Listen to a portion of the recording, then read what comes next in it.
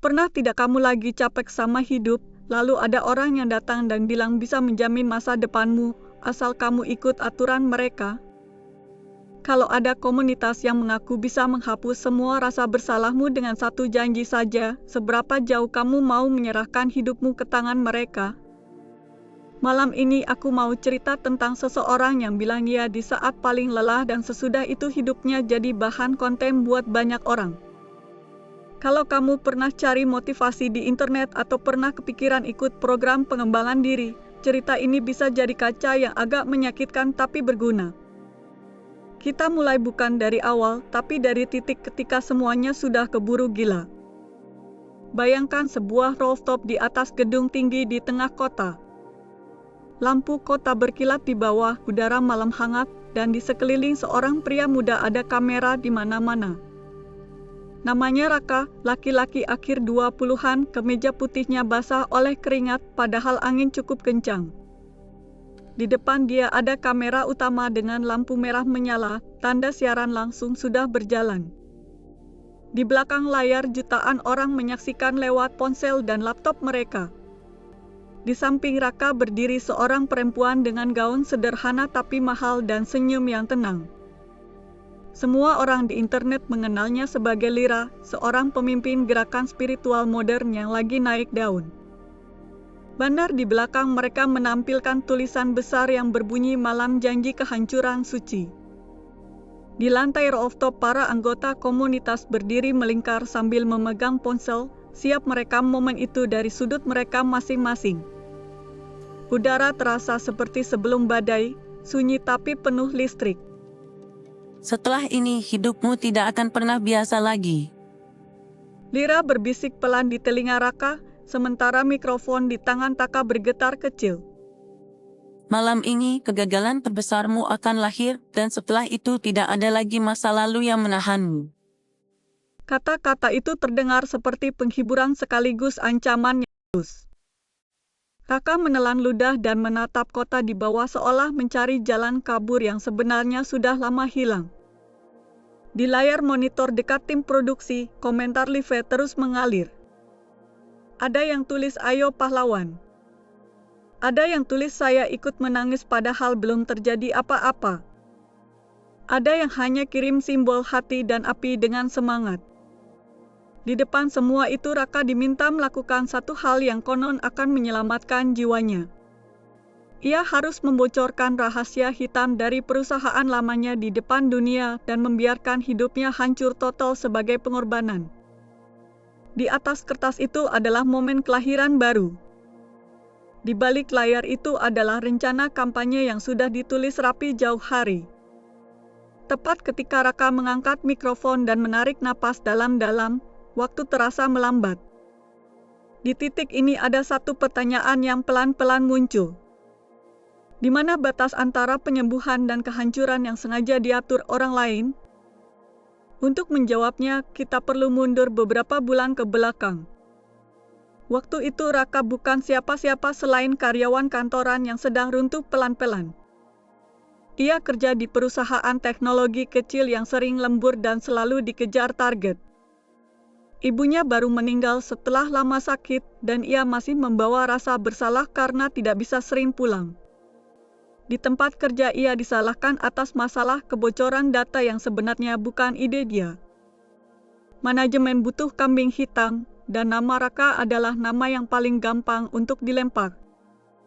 Ia dipanggil ke ruang rapat dengan suasana dingin dan kata-kata berlapis sopan yang intinya cuma satu, kamu keluar. Jadi semua salah saya? Raka bertanya dengan suara pelan, sementara manajernya menghindari tatapan. Kita butuh seseorang yang bertanggung jawab dan kamu yang paling dekat dengan proyek itu. Itu jawaban yang terdengar rapi tapi sangat kosong.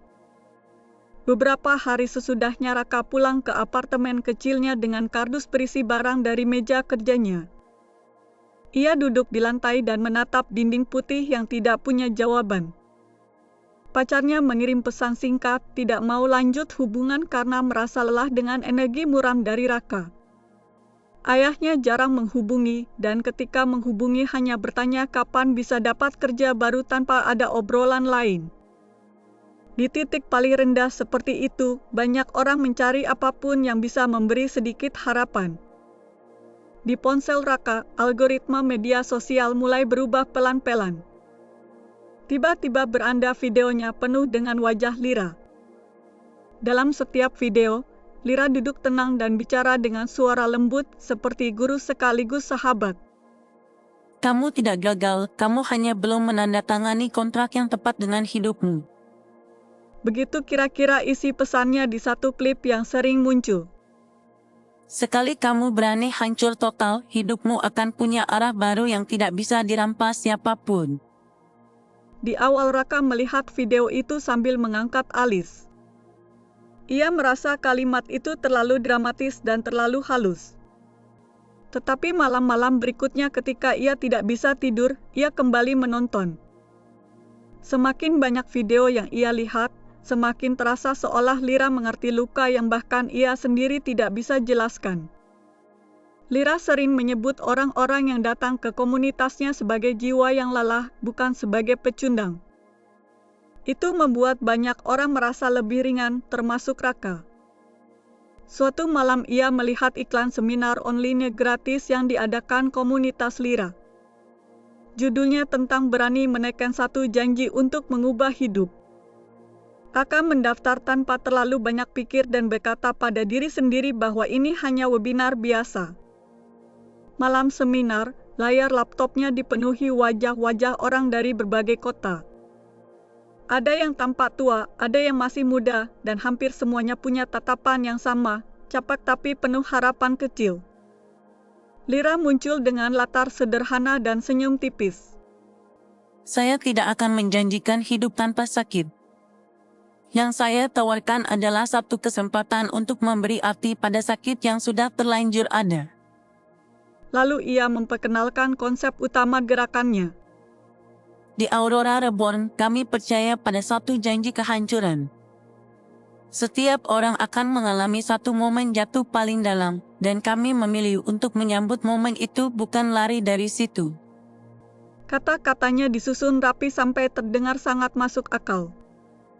Intinya, setiap anggota diminta menerima bahwa suatu hari nanti hidup mereka akan hancur besar sekali. Tapi komunitas berjanji bahwa setelah itu mereka akan diangkat lebih tinggi dan lebih kokoh dari sebelumnya. Buat orang yang lagi jatuh, janji itu terdengar seperti paket harapan dan kejelasan. Di kolom chat banyak yang menulis saya siap. Ada yang menulis saya sudah lelah lari dari rasa sakit. Aka tidak mengetik apa-apa, tapi dadanya terasa hangat aneh. Di akhir seminar ada ajakan ikut program lanjutan yang diadakan secara langsung di pusat komunitas Aurora. Biayanya tidak murah tapi juga tidak mustahil. Raka menatap saldo tabungan yang tipis dan berpikir kalau ia tidak coba, mungkin ia akan tetap diam di tempat yang sama. Beberapa hari kemudian ia berdiri di depan gedung tempat program intensif Aurora diadakan. Dari luar gedung itu terlihat biasa, tidak terlalu mewah, tapi bersih dan tenang.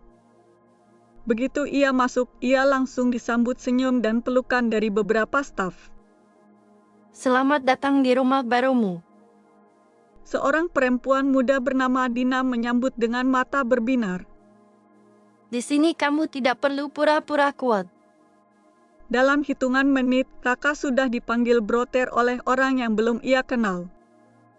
Mereka menawari teh hangat dan bertanya kabar dengan perhatian penuh. Di ruangan besar, para peserta duduk melingkar dan bergantian cerita tentang kegagalan masing-masing. Ada yang cerita tentang perceraian, ada yang tentang bisnis bangkrut, ada yang tentang keluarga yang tidak pernah menerima mereka. Suasananya mirip ruang terapi tapi dengan sentuhan pertunjukan kecil. Lira duduk di tengah lingkaran mendengarkan setiap cerita dengan mata berkaca. Saat giliran Raka datang, ia ragu sejenak. Saya kehilangan pekerjaan, saya disalahkan atas sesuatu yang bukan keputusan saya. Suaranya pelan tapi tegas. Ibu saya meninggal sebelum saya bisa benar-benar minta maaf. Ruangan hening sesaat, lalu beberapa orang spontan mendekat dan menyentuh bahunya. Kamu sudah cukup berani datang ke sini dan bercerita. Lira berkata dengan lembut, seolah sudah lama mengenalnya. Mulai hari ini, kamu tidak sendirian. Di momen itu, dada Raka terasa sesak antara lega dan takut. Setelah sesi cerita, ada bagian yang disebut kontrak tak terlihat. Para peserta diminta membaca dan menandatangani satu lembar formulir. Di halaman itu ada poin tentang izin penggunaan data dan testimoni seperti biasa. Di bagian bawah, dengan huruf kecil, ada kalimat tentang kesediaan membiarkan momen kehancuran pribadi digunakan sebagai proses pembelajaran komunitas. Banyak orang menandatangani tanpa terlalu memikirkan. Raka sempat berhenti sejenak, tapi ketika melihat semua orang tersenyum dan staf bilang ini hanya formalitas, ia pun ikut menandatangani. Dari titik ini, hidupnya pelan-pelan bergeser. Hari-hari di Aurora diisi sesi saring meditasi, latihan visualisasi, dan banyak pelukan. Kakak mulai merasakan sesuatu yang sudah lama hilang, yaitu rasa menjadi bagian dari sesuatu. Lira menanam satu ide secara halus bahwa masa lalu mereka memang harus hancur satu kali secara penuh, supaya masa depan punya tempat. Konsep itu terus diulang dengan kata-kata yang sedikit berbeda sampai menempel kuat di kepala. Di saat yang sama ada tanda-tanda kecil yang sebenarnya cukup mengganggu. Ada anggota yang diminta berhenti bicara dengan keluarga yang dianggap tidak mendukung proses mereka. Ada yang menjual sebagian aset untuk ikut program tingkat lanjut. Setiap keputusan besar itu selalu dibungkus kalimat kami hanya mendampingi, kamu yang memilih. Kakak merasa aneh, tetapi cara mereka menghibur selalu membuat rasa aneh itu cepat tenggelam.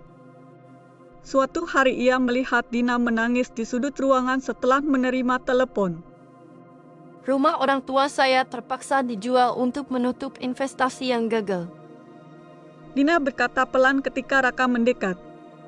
Tapi mungkin ini tanda bahwa janji kehancuran saya sedang berjalan.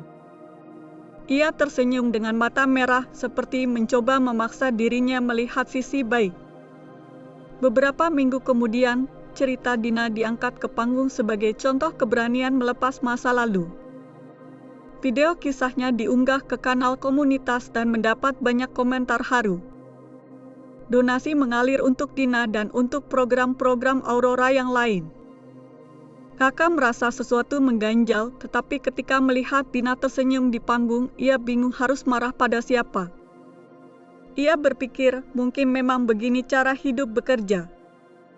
Karena latar belakangnya di dunia teknologi, tim Aurora mengajak Raka membantu mengurus konten digital. Awalnya hanya memotong video, merekam testimoni, dan membuat judul. Lama-lama ia diajak melihat dashboard statistik yang menunjukkan hubungan antara tragedi dan pemasukan. Di situ ia belajar bahwa setiap cerita kehancuran yang viral hampir selalu diikuti lonjakan pendaftaran program baru. Setiap air mata di thumbnail punya angka rupiah di baliknya. Lira menjelaskan semuanya dengan tenang. Ini bukan eksploitasi. Ini cara kita mengubah sakit menjadi energi yang bisa menghidupi banyak orang. Kata-kata itu pintar dan susah dibantah. Raka ingin protes, tetapi ia juga melihat komentar orang-orang yang mengaku tersentuh dan merasa diselamatkan oleh video-video itu. Di tengah kebingungan, ia memilih diam dan bekerja lebih keras. Pelan-pelan posisi Raka di komunitas naik. Ia sering muncul di belakang layar, bahkan kadang di depan kamera sebagai contoh anggota yang sedang bangkit. Taka adalah bukti bahwa sistem yang tidak adil tidak bisa menghancurkan jiwa yang mau dilahirkan kembali. Begitu kata Lira dalam salah satu acara, dan tepuk tangan pun pecah. Dari penonton luar, Raka terlihat seperti tokoh inspiratif. Dari dalam, ia merasa lebih seperti bagian dari mesin yang bergerak tanpa bisa berhenti. Di sela-sela kesibukan, ia beberapa kali melihat catatan kecil di papan strategi tim. Ada garis waktu yang membagi perjalanan anggota menjadi beberapa fase.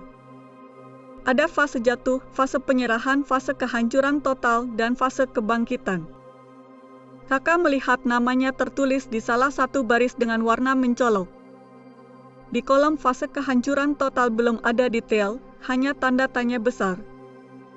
Namun di kolom kebangkitan tertulis rencana kampanye dengan anggaran promosi yang lumayan besar. Perasaan tidak enak mulai tumbuh. Malam itu ia duduk sendirian di aula yang sudah sepi dan memandang logo Aurora yang terpampang di dinding.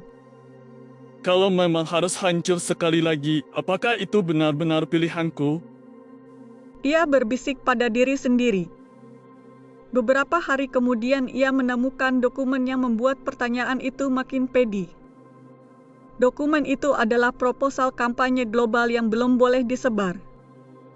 Di dalamnya ada skenario detail tentang bagaimana Raka akan dijadikan wajah utama gerakan melawan sistem yang tidak adil. Skenarionya jelas. Raka akan tampil dalam siaran langsung dan membongkar rahasia gelap perusahaan lamanya dengan bahasa yang sangat keras. Setelah itu ia diperkirakan akan digugat, mungkin juga dicaci di media. Aurora akan tampil sebagai satu-satunya tempat yang menerima dan melindungi Raka ketika semua pintu lain menutup.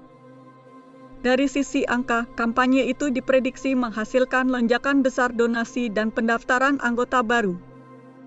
Di bagian bawah dokumen ada kalimat kecil yang menyebut momen ini sebagai penggenapan janji kehancuran satu kali untuk Raka.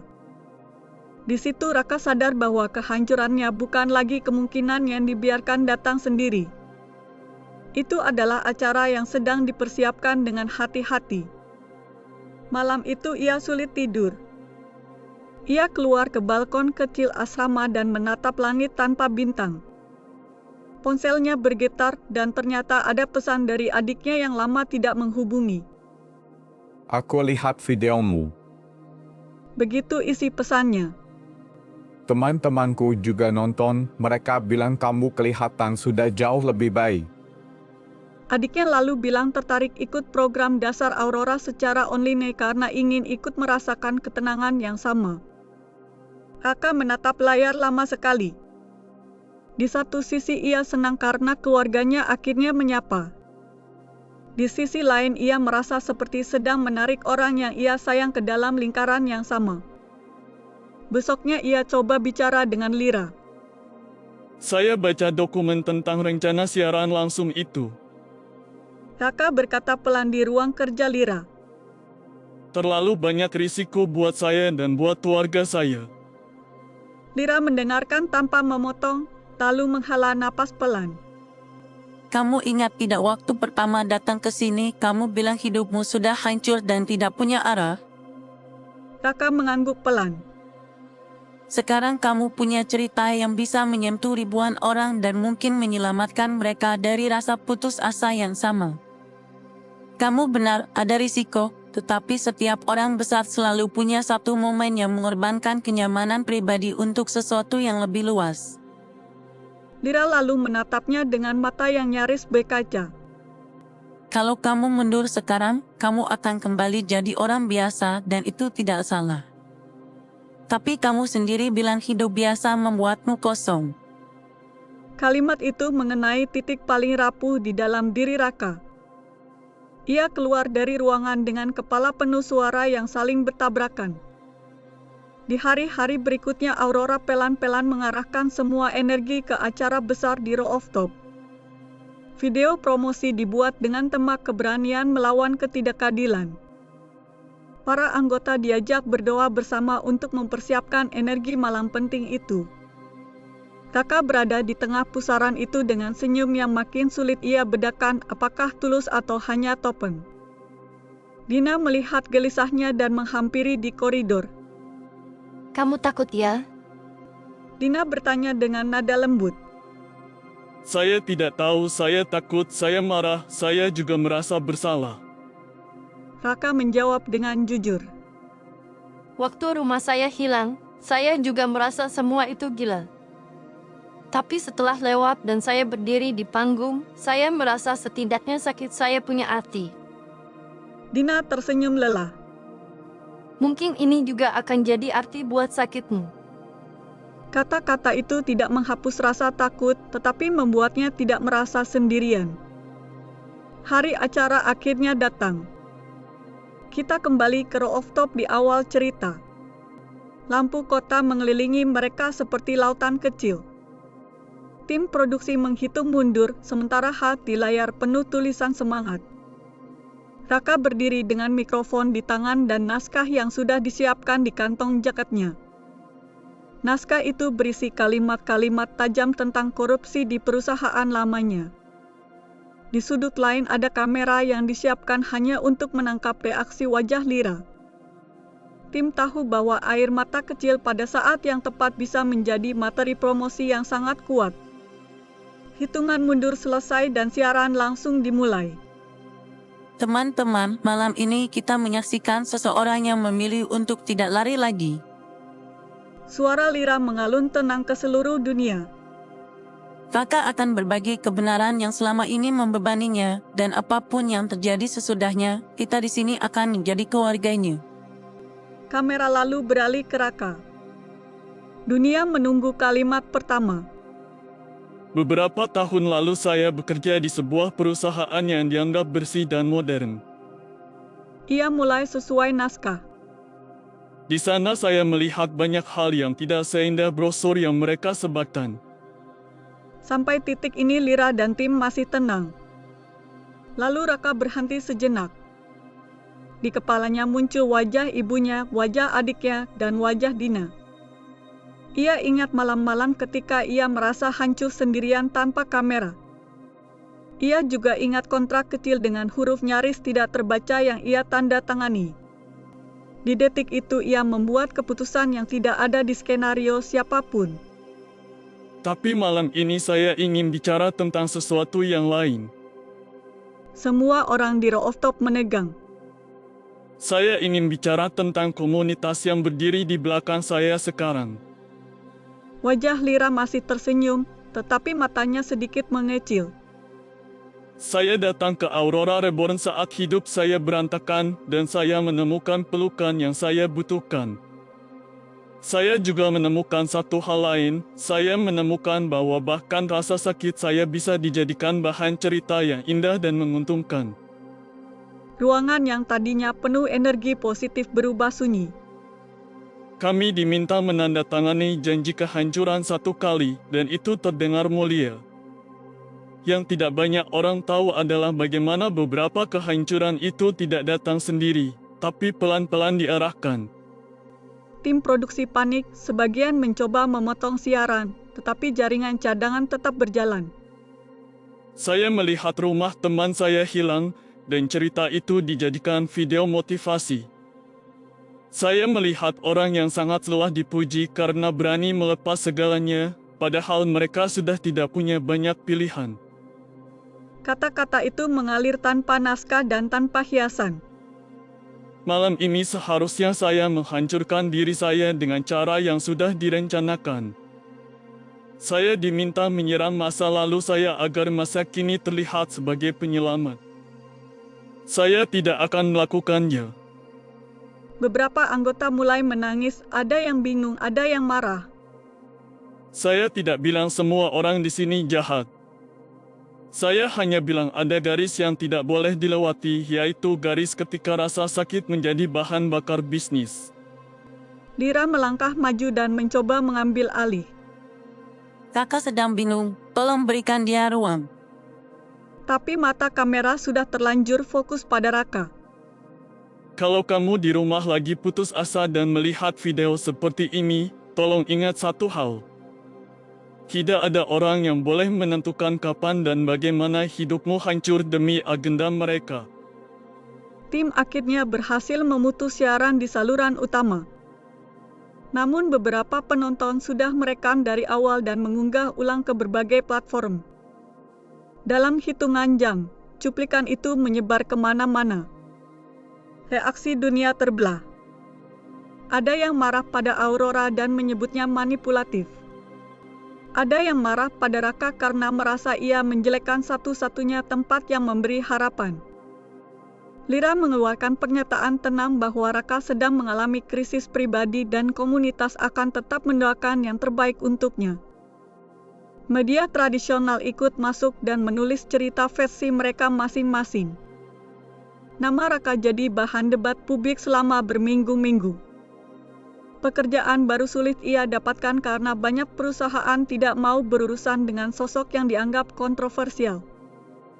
Kehancuran yang dijanjikan memang datang, hanya saja bukan dengan naskah yang diinginkan siapapun. Beberapa anggota Aurora keluar diam-diam setelah itu. Ada yang merasa tertipu, ada yang hanya lelah. Dina mengirim pesan singkat pada Raka yang waktu itu sudah menjauh dari kota. Saya marah waktu lihat kamu bicara malam itu, tapi setelah beberapa hari saya sadar kamu hanya mengucapkan hal yang saya takut ucapkan. Pesan itu pendek tetapi membuat mata Raka berkaca. Tahun-tahun berikutnya Raka menjalani hidup yang jauh lebih sederhana. Ia pindah ke kota kecil dan bekerja memperbaiki perangkat elektronik di toko kecil. Tidak ada kamera yang mengikuti, tidak ada tepuk tangan. Sesekali ada orang yang mengenalinya dan bertanya apakah dia benar Raka dari video itu. Ia hanya tersenyum dan menjawab bahwa sekarang ia hanya teknisi biasa. Di malam hari, ketika toko sepi, ia menulis di blog anonim tentang pengalamannya. Ia menulis tentang cara orang menjual harapan, bagaimana rasa aman bisa dipaketkan dan dijual dengan harga yang tinggi. Ia juga menulis tentang betapa mudahnya kita menganggap pengorbanan orang lain sebagai tontonan yang menginspirasi. Tulisan itu tidak viral, tetapi beberapa pembaca setia sering mengirim pesan. Mereka bilang tulisan itu membantu mereka melihat ulang keputusan-keputusan besar yang hampir mereka serahkan pada orang lain. Sementara itu, Aurora Reborn resmi dibubarkan setelah berbagai tekanan. Namun beberapa mantan staf mendirikan komunitas baru dengan nama berbeda. Bahasa yang dipakai lebih halus, programnya tampak lebih modern, tetapi pola dasarnya tidak jauh beda. Dunia terus berjalan, dan manusia terus mencari tempat untuk menaruh rasa lelah mereka. Suatu sore Raka duduk di depan tokonya sambil melihat orang lalu lalang. Seorang pelanggan lama duduk di kursi plastik dan bertanya dengan santai. Kalau ada komunitas yang janji bisa bersihin semua masalah hidupmu dalam waktu singkat, kamu tertarik tidak? Raka tersenyum tipis. Mungkin saya tertarik untuk dengar ceritanya, tapi tidak untuk memberikan seluruh kunci hidup saya. Pelanggan itu tertawa dan mengangguk tanpa tahu betapa dalam jawaban itu datang. Di malam yang tenang itu, Raka menatap cekungan kecil di telapak tangannya. Ia sadar bahwa hidupnya memang pernah dijadikan bahan tontonan. Ia juga sadar bahwa sekarang ia punya sesuatu yang dulu tidak ia punya, yaitu hak untuk berkata cukup. Di titik ini ada satu hal yang mungkin bisa kita bawa pulang dari cerita ini. Semua orang butuh tempat untuk bersandar, semua orang butuh didengar dan dipeluk. Tetapi begitu ada orang yang menawarkan paket hidup tanpa rasa sakit, biasanya di situ ada nota kecil yang disembunyikan. Nota itu bisa berupa kontrak, bisa berupa tekanan kelompok, atau bisa berupa rasa bersalah yang terus dipupuk. Rasa sakitmu memang bisa punya arti, tetapi arti itu seharusnya kamu yang pilih, bukan produk yang disusun orang lain. Lebih baik jatuh di jalanmu sendiri daripada bersinar sebentar sebagai martir yang dipoles. Kalau suatu hari kamu lagi lelah lalu menemukan gerakan yang mengajakmu menyerahkan semua keputusan besar kepada mereka, coba tarik napas dulu. Tanyakan pada diri sendiri apakah ini benar-benar membantu atau hanya meminjam rasa takutmu untuk menggerakkan mesin mereka. Tidak semua komunitas salah, tentu saja banyak yang tulus dan membantu. Namun bahkan dalam komunitas yang baik pun, hak untuk menentukan kapan kamu hancur dan kapan kamu bangkit tetap milikmu. Itu hak yang tidak boleh diserahkan penuh kepada siapapun. Karena pada akhirnya yang harus menanggung hidupmu setiap hari adalah dirimu sendiri, bukan poster motivasi, bukan video inspirasi, dan bukan pemimpin yang tampak sempurna di layar. Terima kasih sudah mendengarkan cerita ini sampai habis. Kalau kamu merasa cerita ini membuatmu mikir sedikit berbeda atau menemani malammu, jangan lupa beri tanda suka. Kamu juga bisa membantu kanal Emas dan Duri untuk terus bercerita dengan menekan tombol langganan dan menulis komentar. Di komentar kamu bisa cerita pengalamanmu sendiri atau hal yang paling mengganggumu dari dunia motivasi dan komunitas seperti ini. Kalau kamu mau mendukung lebih jauh, di pojok kanan bawah video ada kode yang bisa kamu pindai untuk memberi donasi. Di bagian deskripsi juga ada tautan yang mengarah ke halaman dukungan, dan di sana kamu bisa membantu sesuai kemampuanmu. Di deskripsi kamu juga akan menemukan tautan ke karya-karya lain yang sangat berbeda dari cerita ini, tapi masih berada di dunia emas dan duri. Setiap seri punya rasa sendiri, dan mungkin ada cerita lain yang lebih pas dengan suasana hatimu. Untuk sekarang, sampai di sini dulu perjalanan kita bersama Raka dan Aurora. Jaga dirimu baik-baik, jangan buru-buru menyerahkan kunci hidupmu ke siapapun, dan jangan lupa kembali lagi ke kanal ini untuk cerita berikutnya. Sampai jumpa di kisah selanjutnya, dan semoga malam ini sedikit lebih ringan untukmu.